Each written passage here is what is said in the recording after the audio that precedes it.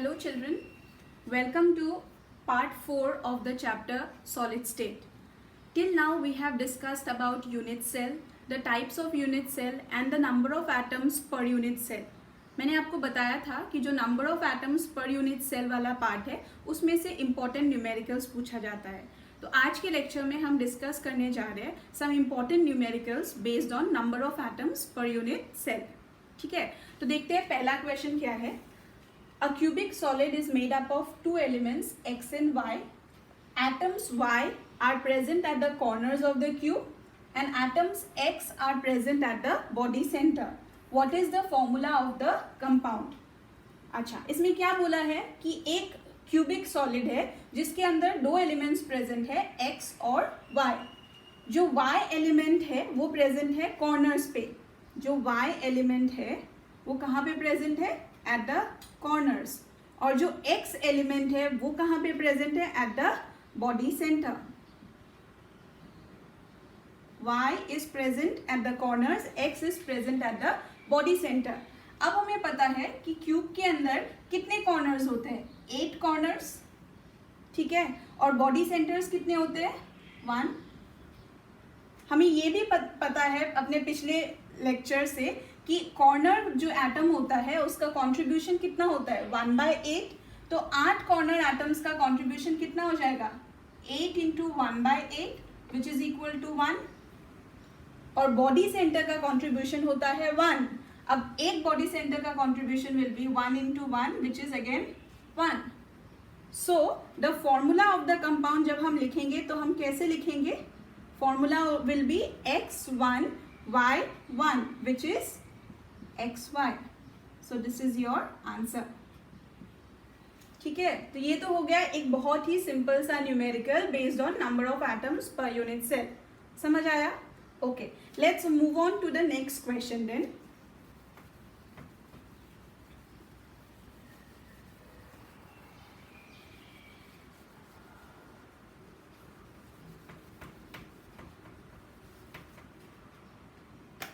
Question number 2.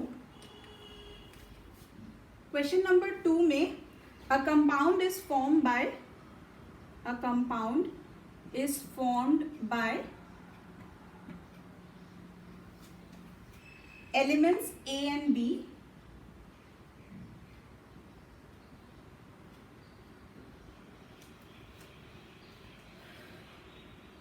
having cubic structure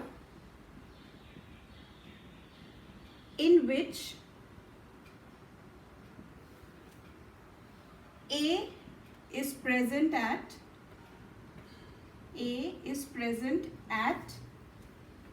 the corners of the cube.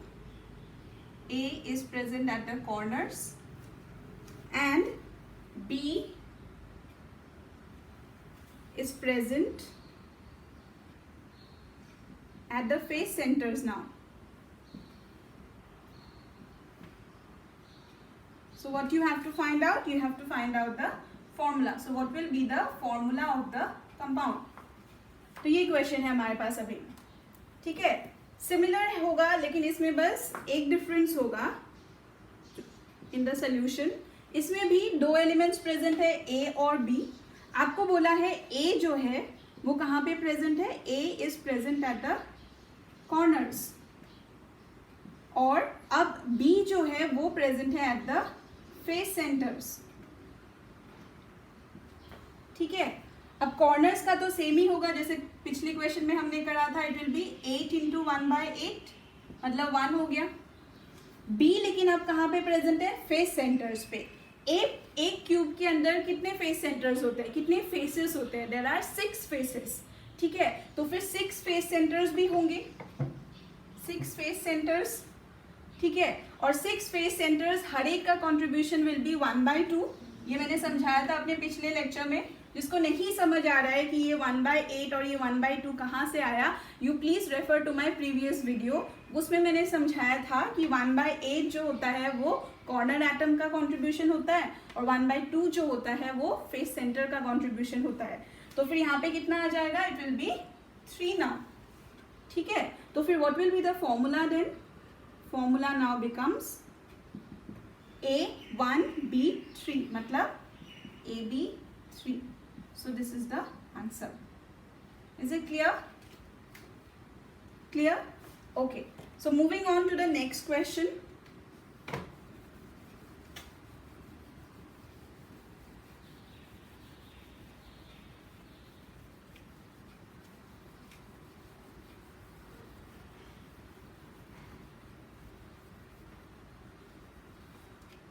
Question number 3.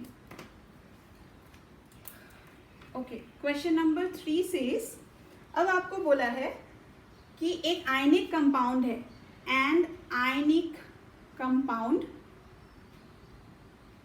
containing atoms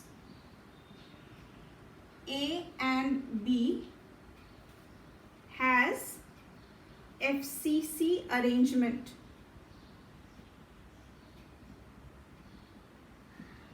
Has got FCC arrangement in which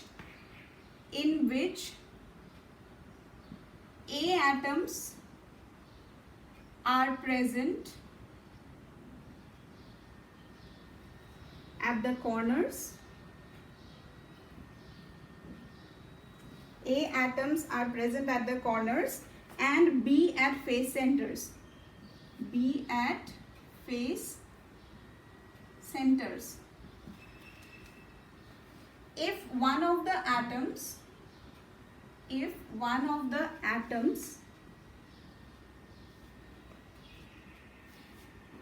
is missing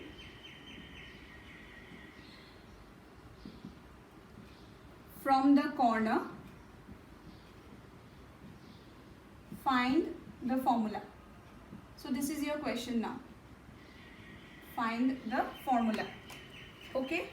अब इसमें देखो, इसमें this is question number 3 solution. तो इसमें क्या बोला है कि अभी भी जो कंपाउंड है उसके अंदर एटम्स कौन से हैं, ए और बी. ठीक है, एफसीसी अरेंजमेंट है. इसका मतलब जो एटम्स होगा वो कॉर्नर्स पे प्रेजेंट होगा और फेस सेंटर्स पे प्रेजेंट होगा. ठीक है, जो एटम ए है वो प्रेजेंट है कॉर्नर्स पे और जो एटम बी है वो प्रेजेंट है फेस सेंटर्स पे. लेकिन इसके आगे ये बोला है that one of the atoms is missing from the corner. Okay, now see the solution. इस वाले क्वेश्चन में भी एटम्स ए और बी प्रेजेंट है और एफसीसी अरेंजमेंट है. अगर एफसीसी अरेंजमेंट है इसका मतलब एटम्स जो है वो कॉर्नर्स पे प्रेजेंट है और कहाँ पे प्रेजेंट है, फेस सेंटर्स पे. अब कौन सा एटम कॉर्नर पे प्रेजेंट है, ए एटम.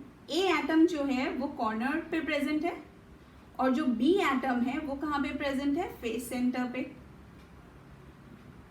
लेकिन यहाँ पे आगे बोला है that if one of the atom is missing from the corner. Normally एक क्यूब के अंदर कितने कॉर्नर्स होते हैं, 8. लेकिन अब बोला है कि एक एटम जो है वो मिसिंग है, मतलब 8 कॉर्नर्स में ना होके एक पोजीशन पे एटम नहीं होगा. तो फिर बच्चे कितने, out of 8 1 position will be vacant. So atoms will be present only at 7 corners. ठीक है, तो ए कितने कॉर्नर्स में होंगे, 7. मतलब ए के एटम्स कितने होंगे, 7.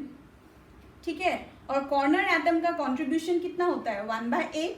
तो 7 कॉर्नर एटम्स का कॉन्ट्रीब्यूशन हो जाएगा 7 into 1/8 which is 7/8.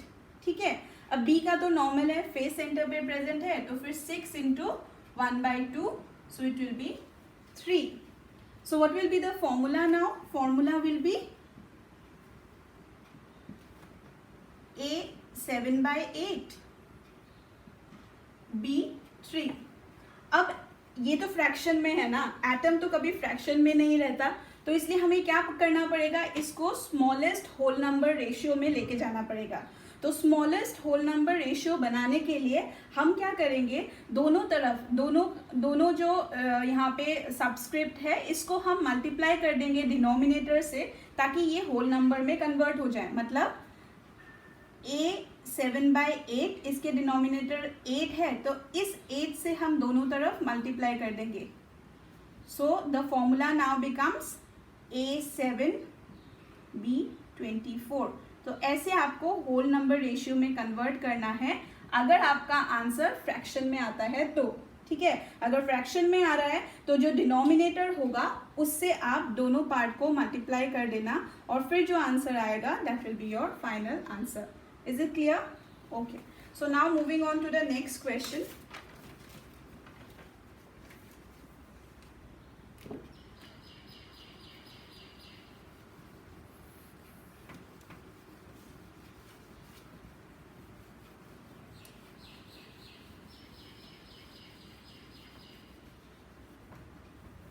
Question number 4.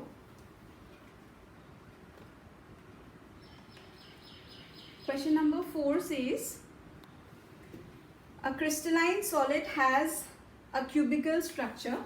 A crystalline solid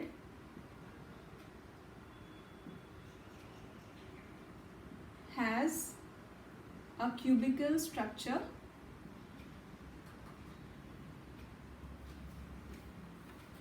in which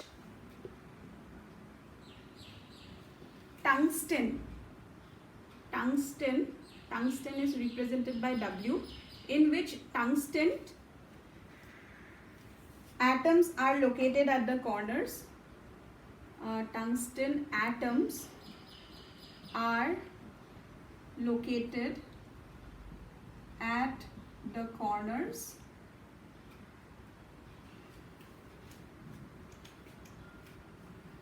and tungsten atoms are located at the corners. Oxygen atoms, O atoms, are located at the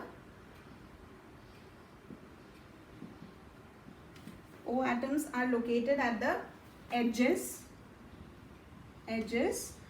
and sodium atom, Na, sodium atoms are located at the